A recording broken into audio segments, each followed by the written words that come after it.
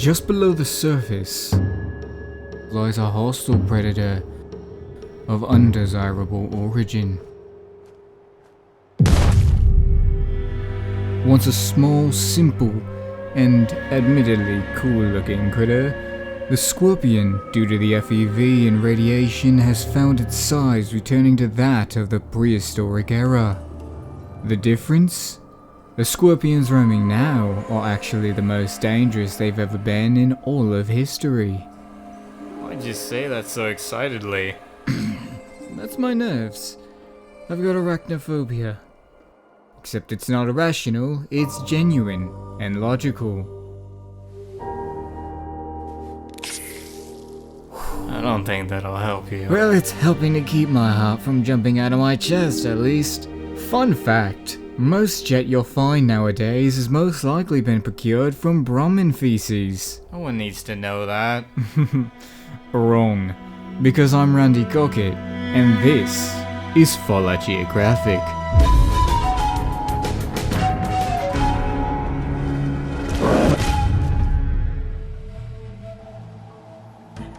Over the last few hundred years since the bombs dropped, only 3 species of mutated arachnids have been discovered.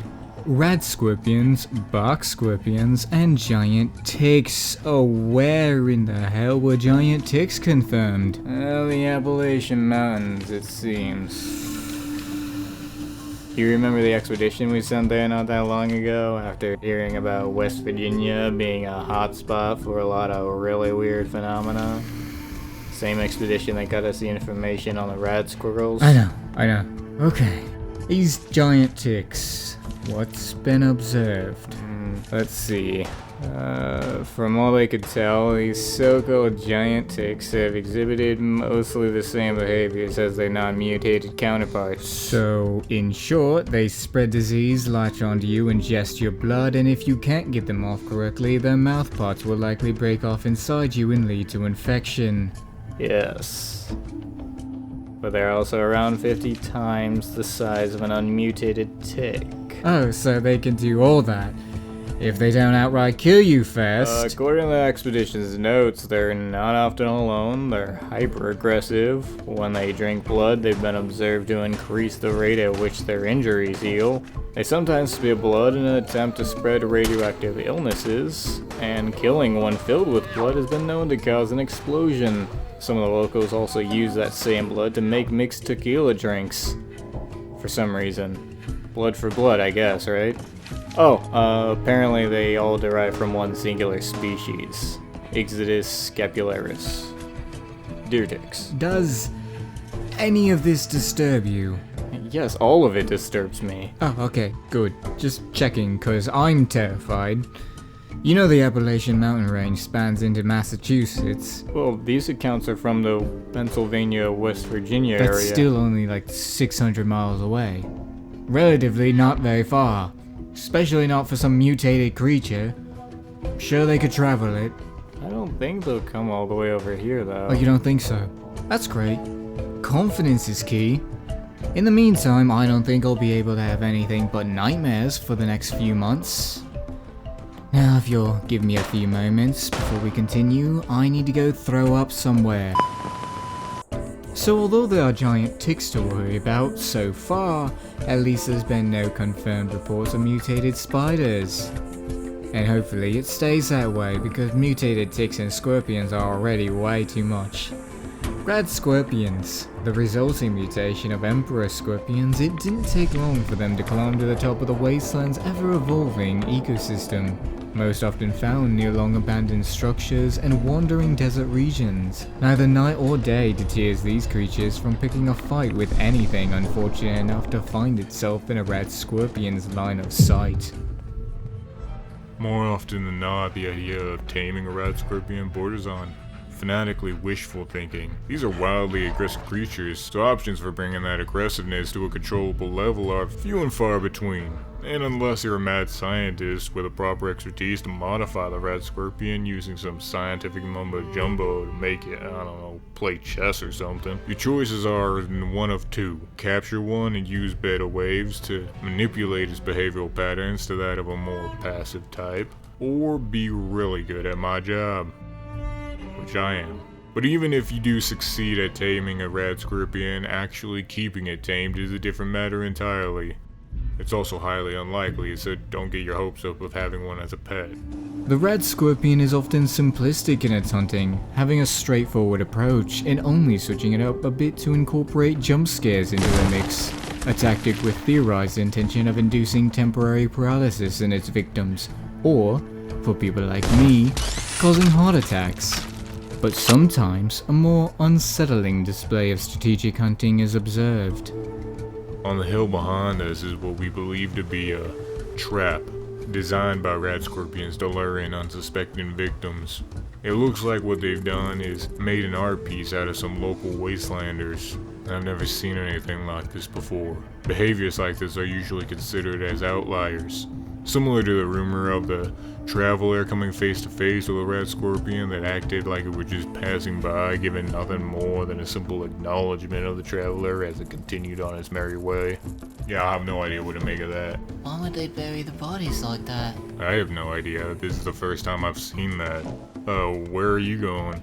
I was getting a better photo. No, we've already lost 3 cameramen trying to get the perfect shot on these guys. Well, did they get it? Yes. Okay, good. Did you not hear the first part I said, where they died? Oh. Low intelligence. We should make a documentary on this guy. Call it Reviving the Lemming. Think. Don't just act. And you wonder why people think raiders are dumb. Just as with every other creature, many different variations of the Radscorpion have been found across the wastelands, with the worst offender being one sporting a visual reminder on its face of the fate of all who cross it, giving it the name, the Death Skull Radscorpion. Ironically, surviving an encounter with this variant requires a vast amount of luck, yet encountering one at all usually means that your luck's completely run out. Deep within the Mojave, however, it seems a variant of equal danger lurks.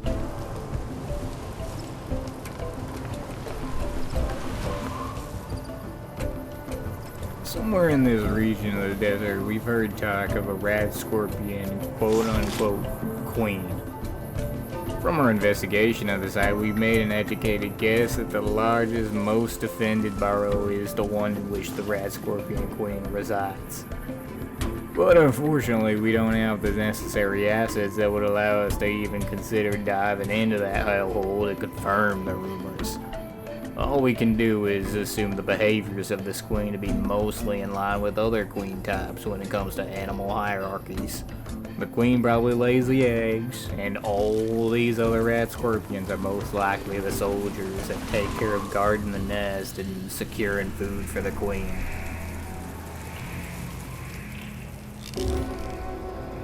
These are box scorpions. They never got a name change, but they did get a boost to the potency of their venom. It's got the potential to cook and liquefy you from the inside out, or at least feel that way. But you won't feel it for long, as you usually succumb to the effects in mere seconds without any resistances to keep it at bay. That's assuming you've managed to keep your head. The larger scorpions are capable of clearing everything above the shoulders with the right swipe of their stinger. Biggest difference between them and Radscorpions is usually size and variations. Radscorpions got a lot of different types. Meanwhile, box scorpions are more or less the same, with only the occasional box scorpion hunter blending in with the rest and catching you off guard. Box scorpions and Radscorpions are kinda like distant cousins for the most part, but not to worry, I've got the anti-venom for both. I've got some I made myself, the rest is imported. It'll take care of the blurred vision easy, but if you want to survive an attack, it's best to get that anti-venom pumping through you right quick. Yeah, I've never seen any scorpions tunneling over here, but you never know. Nature of the Fallout is things can change fast. Well, I have you here. You want some anti-venom? I got a fresh stock. You guys want to look at my wares? Unlike Radscorpions, the behaviors of the box scorpion are quite strategic, opting to hunt in groups if possible, surrounding their prey and cutting off escape, before pouncing on the target, quickly overwhelming them. Yet an attack from a box scorpion is far less likely than a Radscorpion, as a box scorpion will often observe from a distance before deciding to strike. that's about all I can handle for now. So until we meet again, I'm Randy Cockit, and this is Fallout Geographic.